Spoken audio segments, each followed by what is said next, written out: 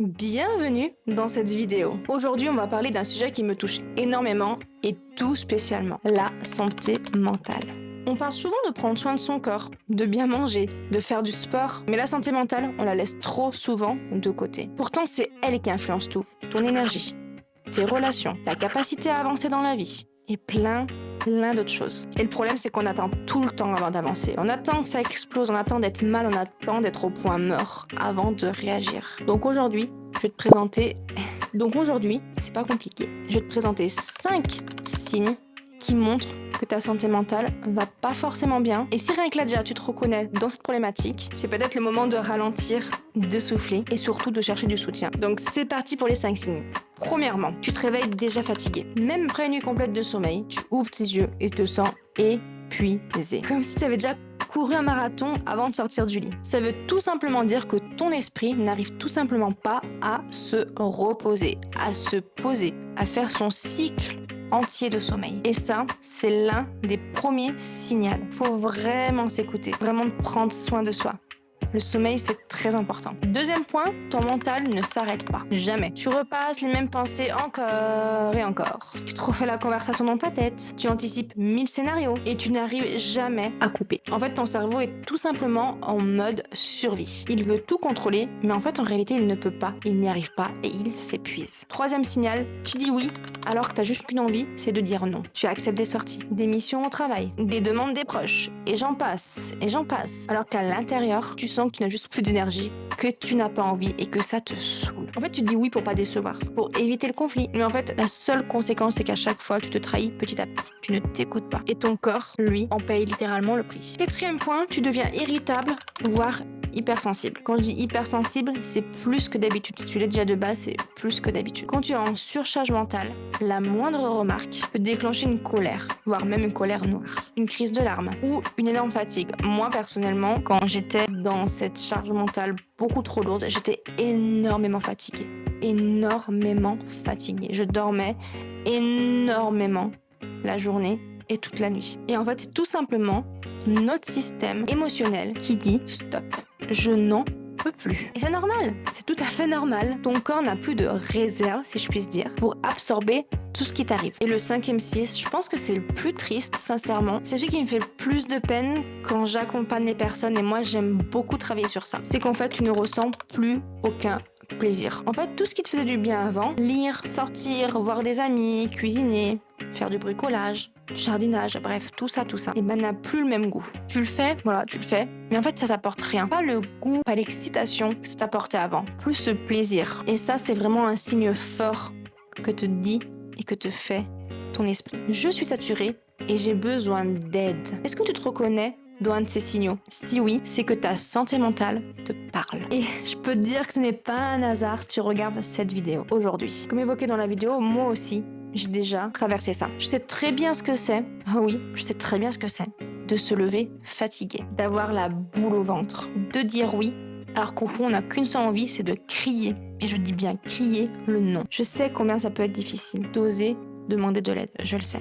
Je le sais très bien, j'ai été à votre place et maintenant je suis de l'autre côté, c'est moi qui aide ces personnes-là avec mon vécu, avec ce que j'ai pu vivre et mettre en place et étudier. Et ce que j'ai appris, je le transmets aujourd'hui. Le vrai courage, c'est pas de rester tout seul. Le vrai courage, c'est de tendre la main et de te dire « Ok, c'est bon, j'ai besoin de soutien. » Et je vais m'en sortir. Dans mes coachings, je suis pas que là pour écouter. Je t'accompagne vraiment. On travaille ensemble, pas à pas. On prend le temps de comprendre ce que tu vis et je te propose des exercices adaptés pour t'aider à retrouver de l'énergie, ton sourire et ta vie, ainsi que de la clarté et de la confiance. Parce qu'en réalité, la clé, ce n'est pas juste de parler. Il faut parler, c'est très important. Mais la clé, ce n'est pas que le fait de parler. C'est surtout de mettre en place des actions concrètes, ainsi que réalistes, que tu peux mettre en place dans ton quotidien. Donc moi, brièvement, j'utilise en l'occurrence 2 outils pour mes coachings. Le premier, c'est l'Human Design. En fait, c'est comme une carte de soi-même qui permet de mieux comprendre ton fonctionnement, ce qui t'épuise, ce qui te nourrit énormément, ce qui est fait pour toi.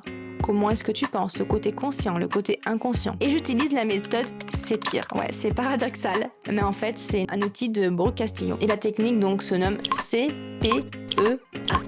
Et donc ça, c'est vraiment un processus concret. En fait, on va vraiment partir de ce que tu ressens. On clarifie la vraie cause et surtout, on met en place des actions simples et progressives pour avancer pas à pas. Ces deux approches se complètent. L'une t'aide à mieux te connaître et l'autre à transformer tes prises de conscience en actions réelles. Et moi, je suis là pour t'accompagner à chaque étape. Donc ça me tient à cœur déjà de t'apporter un premier soutien. Donc si jamais tu le souhaites, je propose un premier rendez-vous gratuit juste pour discuter, pour échanger. Et deuxièmement, si tu te reconnais dans les 5 signaux, j'ai quelques exercices pour toi. Donc des exercices qui sont simples et que je peux utiliser en séance et du coup que tu peux déjà tester dès aujourd'hui. Donc le premier exercice, c'est le journal des 3 émotions. Chaque soir, tu vas prendre un carnet et tu vas noter 3 émotions que tu as ressenties dans ta journée. Alors, pas besoin d'écrire un roman, juste un mot et la situation du coup qui l'a déclenché, l'émotion. Donc cet exercice va vraiment t'aider à relâcher la pression mentale. Et là, tu vas mieux te comprendre. Le deuxième exercice, c'est la micro-pause consciente. 3 fois par jour, prends 1 minute où tu poses ton téléphone, tu fermes les yeux et tu respires